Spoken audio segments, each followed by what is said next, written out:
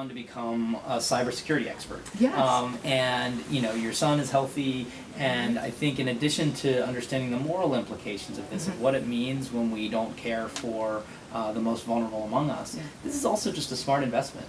When we invest in healthcare, when we invest in making sure those who are going through a tough cycle can get that kind of support, they're much more likely to move on to have healthy families, be taxpayers, in the community. And when instead those who are most vulnerable we kick even further down, they're much more likely to end up in a school-to-prison pipeline or other things that cost taxpayers a lot. So we've got a lot of this sort of penny-wise, pound-foolish approach from Richmond, and we don't really have time for foolishness. And sometimes I feel that we're targeted, some of us that don't have that economic support that we would like, and it's between the choice of medication and paying out of pocket for that and having coverage to supplement that and support us and putting food on the table. My son also had some other educational challenges, learning disabilities that went along with his medical conditions. And when you say that we want to be fiscally responsible, we're not being so fiscally responsible. We're not even helping our community members to be fiscally responsible or able in their own homes. And this is a real, not just a talking point or a selling point, this is the right thing to do. We need to help our community members. Expanding in Medicaid is also, as I was mentioning, fiscally responsible. When you can bring those monies back into our infrastructure, education, transportation, and other opportunities that we may have versus making this a politicized issue. To me, it comes right down to doing the right thing. Well, and one last thing I'll say, and then we'll open it up, is, when we were designing the Affordable Care Act, and as many of you know, I was in Congress and supported it at the time, this was an integral part of making it work. It was trying to get an entire system to start working together, and the Medicaid expansion was necessary to that.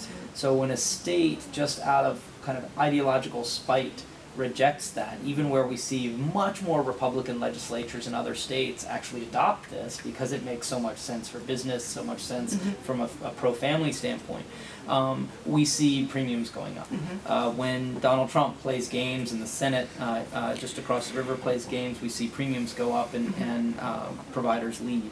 So this is really a fight, and I think one of the things that's really important this year is that a lot of voters in places like Prince William, who would normally only show up for presidential elections, to understand how much local elections matter. When it comes to healthcare, ultimately this Medicaid expansion is a state legislative fight in Richmond. When it comes to issues of the quality of our schools, when it comes to issues of criminal justice reform or a living wage, these are things that are happening in Richmond, attacks on voting rights and women's rights. So this Medicaid expansion issue, to me, is just a really clear example of where there's nothing hypothetical. This isn't a game. This is a very clear thing. If we get 51 Democrats in the legislature, 400,000 people will get health care as soon as the General Assembly starts, and if not, it will not happen, and those are just the human consequences of this. And you mentioned earlier that I was able to become a cybersecurity specialist and grow because Medicaid also offered supplemental workforce programs that said, hey, we know that you're in this circumstance and you're scared every day of your life whether or not your child is going to live and breathe freely and survive. And then they were like, well, here's resume building classes. You also qualify now for opportunities to go to job fair. Let me help you. This is not a handout, but a hand up into opportunity. And I was able to buy my house. My son is graduated from school. Graduated from school and now going to college. I'm thinking he's graduated from college. I want to push it down. Please graduate from college. But it's, so many other people that are denied. When you walk into an emergency room and you need emergency service, and the first thing they ask you is if you have insurance, you're fearful whether or not you're going to get services or the treatment.